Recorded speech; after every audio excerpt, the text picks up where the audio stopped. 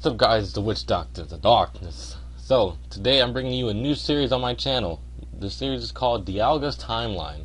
Now, what is Dialga's Timeline? Well, let's get into this, shall we? So, Dialga's Timeline is going to be a series talking about Pokemon from the past and how they are doing today. Basically what we're going to do, we're going to take a look back in time and see how the Pokemon was before. We're going to see his evolution, he or she's evolution through the time, and see where they are at today. And the perfect Pokemon we're going to start with in this series is Nidoking. Now, Nidoking is a very iconic Pokemon. It's one of those Pokemon where I guarantee that if you were a person that played Red, Yellow, or Blue, don't know why I said in that order, or any of the old games, going at least up to 3rd gen, I guarantee that at some point you had a Nidoking in your party or a Nidoqueen. Mainly Nidoking, because he looked like a badass. Nidoqueen looks cool too, but Nidoking is just a fucking monster. So, how has Nidoking changed? Now, if you look on your screen, I'll have some images from Red and Blue. I'll have some gameplay footage up of my own, like from Crystal or like Red or like Leaf Green, Fire Red, and such like things like that. Just so you know, they are mine, and if not, if they are borrowed, I'll make sure I say it in the description. Yeah, let's go look at Nidoking back in Red and Blue. Now, his sprite was kind of weird. It made a definitely a big improvement in Yellow. He looks a lot cooler in Yellow. For me, out of preferences, I like the Red and Blue sprite. That's just me. Looks a lot more cooler to me. Because the Yellow one actually looks like it's from a card. If I could find the card, I'll put it up there as well. But that doesn't mean anything right now. So what was so special about Nidoking for me? Well, back in the day, Nidoking was a very versatile Pokemon. Still is today. In Red and Yellow, Red, Yellow, and Blue, he learns a lot more moves than most of the other team members could. For example, he can get Surf. For him being a ground and poison type, he gets a water move. Most Pokemon that are weak to something don't get that. They're not able to learn that kind of move. What I'm trying to say? My English is bad, I'm sorry, because I'm doing this all in one take, because I give no fuck. So, in Red and Blue, Nidoking was a monster. He was able to learn almost any move you can teach to him. Any TM he practically had, he can learn it. Not only that, he had pretty decent stats to back it up. Back then, since there wasn't that many Pokemon, his stats were actually pretty good. So, now that we've seen him in Red and Blue, that's the first generation where he was first introduced. How did he do in Pokemon Gold, Silver, and Crystal? Now, in Crystal version, you got the animated moving sprites. If I could put that up there, I probably will, but I won't. Not just kidding. He was definitely something that I had to have in my team, because of my early memories of Red and Blue and Yellow. I first played Yellow. That was my very first Pokemon game, was Yellow, and then I went back and played Red and Blue. Nidoking was almost always in my party, so I remember when I got Silver, I had to transfer over my Nidoking because I wanted that one Nidoking. I didn't want to catch another one. I had that Nidoking. That dude, I remember it to this day. He was level 78. He had Earthquake, Fissure, Bubble Beam, and Blizzard. Don't judge me. I think it was Ice Beam or Blizzard, one of the two, but don't judge me. I had that Nidoking, and he was doing so much work. I used to just destroy the Elite Four with just that Nidoking. So I had to bring him back. So like I said, what does he bring to Gold, Silver, and Crystal? Now, his stats stay the same, but he gets more variety of moves to learn. More, if anything, the best moves to teach him were the elemental punches. This guy could learn every single punch, and that was amazing. Being able to have the variety to switch up between different types of moves was amazing to have in the game. Going from Ice Punch to Thunder Punch to Fire Punch. Not only that, adding Earthquake in there was also a really good mix of attacks. If you didn't want to run Earthquake, you can run Surf. He was a very versatile Pokemon. Still is. I keep saying was, and I know he still is. Nidoking was just a powerhouse. That guy demolished things, and believe me, the fact that he could learn so much, that's just why I keep going back to, because it's the truth. It's what he learned is what makes Nidoking so good. That I have to say it like that. So, moving on from Gold, Silver, and Crystal, what did 3rd generation give to Nidoking? 3rd generation really didn't do too much, besides prompt up the abilities. Now, they gave him Poison Point, which is actually pretty good. Nidoking is pretty bulky. He is able to take some hits, and with his typing, he can take physical hits pretty well. Since there wasn't a lot of physical hits out there that were super effective to him, he was able to take them pretty well. So, Poison Point was actually a very good ability to have. 30% chance to poison your foe if they make physical contact with Nidoking. It's pretty good. So, with 3rd generation, what did we also get from Nidoking? Now, if you didn't know, if you evolved Nidorino too early, Nidoking wouldn't learn any move until at least level 22, and that would be Thrash, and that would be the only move he learns throughout the entire thing. Now, when 3rd generation came about, at level 43, he was able to also learn Mega Horn. That's only the real difference I actually can see, but that he only learns Mega Horn in Fire Red and Leaf Green, which is appropriate to give him that instead of giving it to him in Ruby, Sapphire, and Emerald. Because to be fair, he wasn't even catchable in Ruby and Sapphire and Emerald, if I believe. So, giving it to him in Fire Red and Leaf Green, Mega Horn in that version was very appropriate. But still, now you know, never evolve Nidorino too early. Unless you have TMs. Then that's the only way. Also, with the 3rd generation, Fire Red, Leaf Green, and Emerald gave move tutors. Now, you were able to teach certain moves, certain Pokemon when you found certain people on the map. Nidoking, being the cool-ass Nidoking that he is, he was able to learn a big variety of moves. So let's start in Emerald. Emerald, he can learn Dynamic Punch, Snore, Icy Wind, Endure, Mud Slap, Ice Punch, Swagger, Sleep Talk, Defense Curl, Thunder Punch, Fire Punch, and Fury Cutter. These were all tutor moves that were introduced to Nidoking, and it just made him a monster. Still is a monster. What can you do? What can you do? But let's go to Fire Red and Leaf Green. Fire Red and Leaf Green gave him Mega Punch, Mega Kick, Body Slam, Double Edge, Counter, Seismic Toss, Mimic, Rock Slide, and Substitute. Now, some of these moves are actually TMs, and when I mean by some, I just mean Substitute and Rock Slide.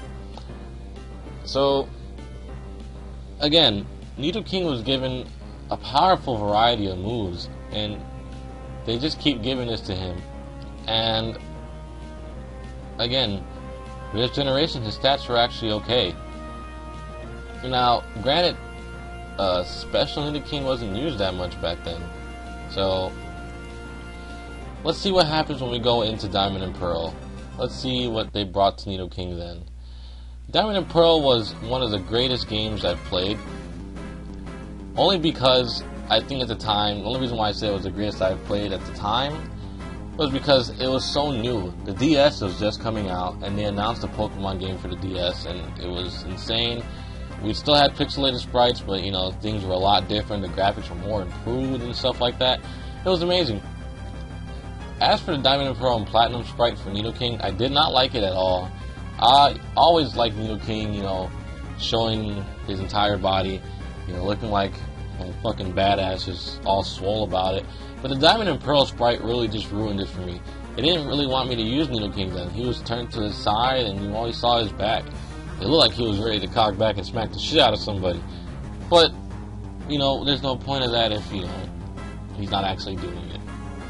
In Heart Gold and Soul Silver, however, they did his sprite justice. It was very good. Could not complain whatsoever. What did 4th Gen bring to Nidoking? Well, 4th Gen did give him Rivalry as another ability, which raises attack and special attack is increased. It increases it by 25% if the foe is the same gender, but attack and special attack are decreased by 25% if the foe is the opposite gender.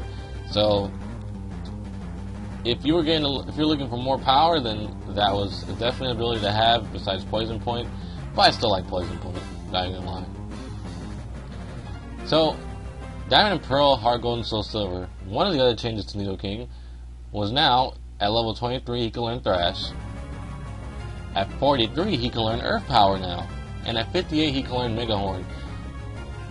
I guess they started to see the trend that Nidoking could not learn moves after it evolved, if it evolved too early. So, basically, they just did a little bit of justice and gave him some moves to learn. Granted, it's only 3, but it's fine. But any way you look at it, Nidoking is still one of those Pokemon where you only want to teach him TMs. Now, Platinum, Heart Gold, and Soul Silver move tutors were amazing. And let me tell you, they did some amazing things for Nidoking. First off, he gets all the elemental punches, which you guys understand. Fire Punch, Ice Punch, and Thunder Punch. Fury Cutter, Icy Wind, Sucker Punch now. Giving him priority was something very nice to add to him. Helping Hand, Snore, Uproar, Aqua Tail now. Giving him a physical water move was also really good, because remember, at the time, he didn't have Sheer Force. Kind of ruined that. Damn it. Alright. Now he has Earth Power, which he can learn on his own. Mud Slap, Outrage. Outrage was definitely a different one. And he had moves to hit against Dragon types. Now, even though he had Ice Punch, it still he didn't have anything to really hit Kingdra with. Now, with Outrage, he can hit Kingdra and most likely knock it out. And last but not least, English, sorry. Superpower. Superpower is an amazing move. Okay, let's just really think about it. Superpower, guys. It just wrecks everything. It's 120 base power fighting moves, but lowers your attack and defense by 1 stage. Now, it's good for 1 or 2 hits, but regardless, with Nidoking, it's a good hit all the time. Good hit all the time. Now, Soul Silver and our Gold and Soul Silver move tutors are just only 2 different moves. It's Headbutt and Super Fang. I guess you can make a more bulkier Nidoking and go with a stalling route. Having Super Fang with Toxic would make a really good combination with Nidoking. Granted, his bulk isn't all that much, but he can still take a good amount of hits. So, who knows, maybe defensive Nidoking could be a thing, and I don't see myself pulling that off. But I know someone out there that can do that. I know someone that can do it. So now, let us go to the 5th generation. We are introduced to Black and White. Now, what did Black and White bring to Nidoking? I'll tell you right now. It made Nidoking an unstoppable force in Yu. Oh my goodness. Oh my gosh. That's all I can say. Sheer Force was introduced as an ability to Nidoking, and when I say that this made Nidoking a lot more stronger than he was before, it really made Nidoking a lot more stronger than he was before. Sheer Force gave a move that had a second effect, 33% more damage, but you lose the second effect. So, with Ice Punch, you lose your chance to freeze, but it's boosted by 33%. So, any moves like that, they fall into that category. Now, think of it this way, guys. Nidoking just got a boost in all the main attacks that he uses. Granted, he doesn't get it for Earthquake, but this made Special Nidoking really powerful. So, not having to use Earthquake, you got Earth Power. It seems like they were trying to plan something here. Honestly, I think Sheer Force was just a great addition to Nidoking. Nidoking has stood the test of time, and he definitely deserves an ability like that. Not only that, he's opened up to an even more variety of move pools now with all the new moves that are introduced in Black and White. His moveset kind of changed too. Instead of learning Thrash at 23, he learns Chip Away now. Learns Thrash at 35, Earth Power at 43, and Mega Horn at 58. Nidoking is definitely just is a monster. Now, if we're going for the Black and White 2 move tutors, he gets Dragon Pulse, Drill Run, all the elemental punches, Aqua Tail, we've seen that one. I'm trying to look for the new ones. Iron Tail, Sleep Talk, Stealth Rocks. Yep, those are the new ones. Okay, yep. So Stealth Rocks and Nidoking. I think it's actually pretty interesting. Granted, it takes up a move slot. If you run a Choice Scarf Nidoking with Stealth Rocks, that would be pretty out there. Like, I'm not saying that it's bad, but you can easily bluff your Scarf that way. You can, granted, the Pokemon's not fast, already if it does outspeed Nidoking. If you normally outspeed that Pokemon with Stealth Rocks, that's amazing, because that way you can make your opponent think you don't have Choice Scarf, and when it comes to time where they need to outspeed the Nidoking and you outspeed them, it's over. Hit them with an Ice Beam or something that you have, this Nidoking dominates. So 5th Gen was very kind to Nidoking, but we have a new generation out, and that is X and Y. 6th generation. It's been 6 whole generations that Nidoking has been in this game. He is definitely a Pokemon that's been around for a long time. Now, what did 6th generation do for Nidoking? Now, it still let him have sheer force. It still kept the same amount of moves that he learns. Gives him a more variety of moves to learn with all the new moves that are here, and giving him new egg moves. I haven't talked about egg moves because I don't think I need to talk about those. Those are just, yeah, I'm not too crazy about egg moves. And the transfer moves are all the same. Here's the best part about 6th generation. They brought back physical Nidoking. If you didn't know, Nidoking's base attack was 311. I forgot the base stat of that. But now they increased his base attack to 102. So his maximum attack can go to 333. Nidoking has become even more of a threat. Look at this. Nidoking, you can now run a physical Nidoking. Physical Nidoking can seriously be a thing. It does an amazing amount of damage. Poison Jab. What can I say? Nidoking is a fucking monster. Nidoking is definitely one of the Pokemon that has stood the test of time. Has not disappointed for every single generation. Nidoking has been there for every generation, and he has definitely made his place. He's definitely etched his name in the Pokemon journey. Like, just the whole thing of Pokemon, his name is up there, Nidoking. Definitely a Pokemon that deserves to be up there. He is a Pokemon that has stood the test of time. And what else is there to say? And now, thanks to the new people that I've met, anytime I ever hear of Nidoking, there's always one person that pops into mind, and that's Styles X2. His passion for Nidoking is amazing. It's almost the same how I have with my Houndoom. I find every little way I can do to make Houndoom different or better. That's just me.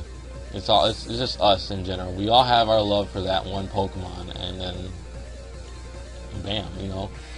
That's one thing about this little community that I like. We share a common interest in something like this, and it brings a lot of people together. The darkness likes it. It's more souls to take and more souls to spread around the world to do my bidding. I didn't say that. But yeah, if you're wondering also why I use Dialga's timeline and not Celebi, because Celebi is a time travel Pokemon, you go back in time and see, fuck Celebi. It's all about Dialga. So, if you guys enjoyed this series, please let me know down below in the comments. I would be more than happy to do this at least once a week. They are kind of lengthy, so I don't mind, but it's fine. So, with that said, guys, darkness.